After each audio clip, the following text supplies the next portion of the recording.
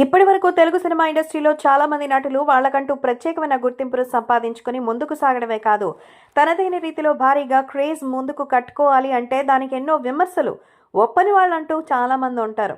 అయితే ఇప్పుడు పుష్ప సినిమాకి సంబంధించిన విషయంలో జరిగిన దుర్ఘటన నిజంగానే అది జరగకుండా ఉండాల్సిందే, కానీ జరిగిన దానికి అల్లు అర్జున్ మాత్రమే బాధ్యుడని అతన్ని చాలా రకాలుగా అయితే ఇప్పుడు ఇబ్బందులు పెడుతున్నారు. అంటే దానికి కారణం వ్యక్తిగతంగా కాకపోయినా, మోటివ్ లేకపోయినా ఆయన సంఘటనకి బాధ్యుడిగా అయితే నిర్ణయించింది తెలంగాణ ప్రభుత్వం. దీంట్లో చాలా రకాలైనటువంటి వివరాలు బయటికి రావాల్సింది. అయితే తన అల్లుడికి జరిగినటువంటి ఈ విషయంపై మెగాస్టార్ చిరంజీవి కూడా తీవ్రంగా బాధపడుతున్నారు. ఈ విషయంపై పలువురు ప్రముఖుల్ని కలిసి లీగల్ అడ్వైస్ తీసుకుని ఆయన్ని బయటికి తీసుకురావడానికి ప్రయత్నాలు చేస్తున్నారు.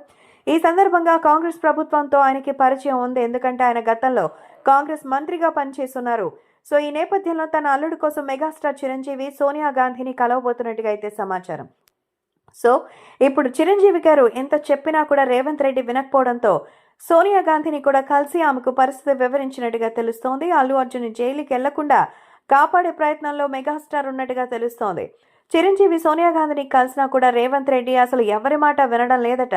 అందుతున్న సమాచారం అయితే పక్కాగా అల్లు అర్జున్ని మళ్లీ అరెస్ట్ చేసి జైలుకు పంపించి శిక్ష వేయడానికి సిద్ధం చేస్తున్నట్టుగా తెలుస్తోంది.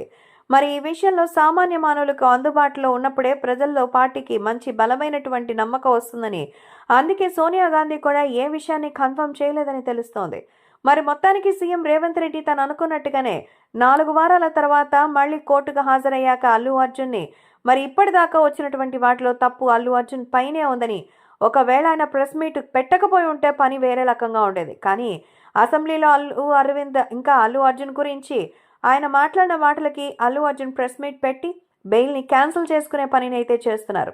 ఇప్పుడు పుష్ప 2 ఈ రేంజ్లో సక్సెస్ సాధించిన తర్వాత కూడా సంతోషం లేకుండా పోయింది.